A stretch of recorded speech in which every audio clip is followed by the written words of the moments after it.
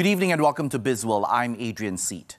For the first time in history, both Malaysia and Indonesia are on the same page in the efforts to defend the oil palm commodity against the threat posed by the anti-oil palm campaign.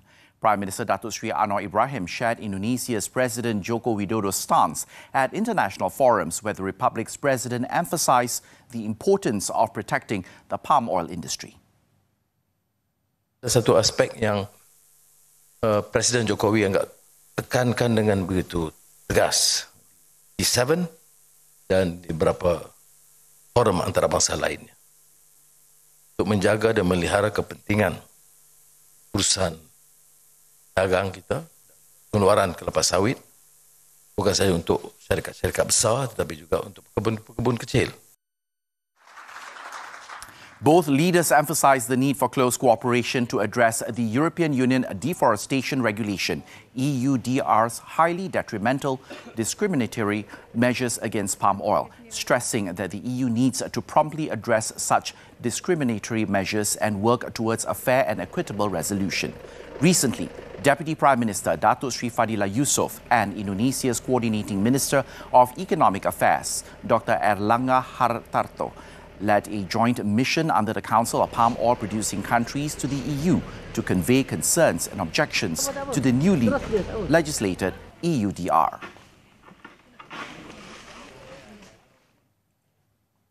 Bank Negara Governor Tan Sri Nur Shamsia Muhammad Yunus said the fluctuations in the value of the ringgit from time to time is reasonable under the flexible exchange rate. This as the adjustments allow the domestic economy to adjust to the global economic and financial shocks.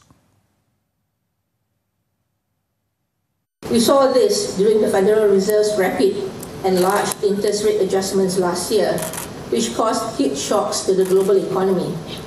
At one point, the ringgit declined as much as 11.5% between end March to early November, before appreciating by 7.8% towards the year end. Yet, the real economy grew by 8.7% during the year, thanks in no part to the ringgit's role as a shock absorber. The governor added that Bank Negara's role is to ensure that the value of the ringgit does not swing too fast or too much either way, and to allow an orderly price discovery.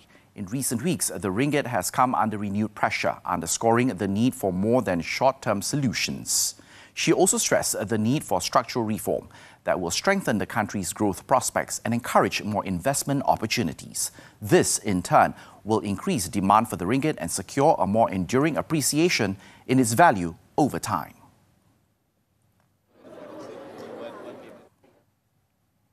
Malaysia's natural rubber production decreased by 13.7% to 23,460 tonnes in April of 2023 compared to March. The Department of Statistics Malaysia, DOSM, however, said natural rubber output increased year on year.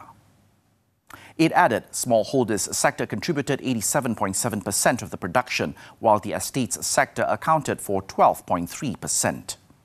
Meanwhile, total natural rubber stocks decreased by 4.5% to 194,527 tonnes.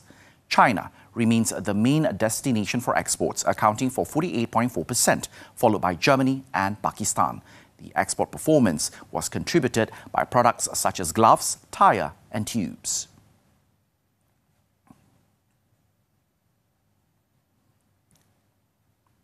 Hong Leong Investment Bank Research is projecting Petronas' capital expenditure to increase to 50 billion ringgit this year.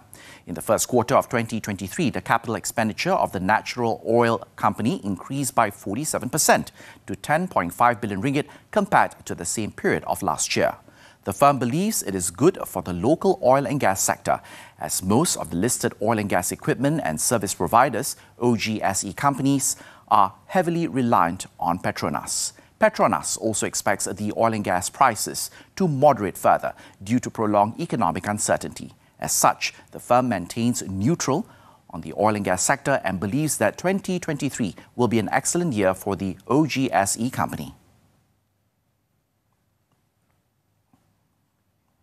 That's all the time we have for Bizworld this time around. I'm Adrian Seet. Thank you for investing your time with us and stay tuned.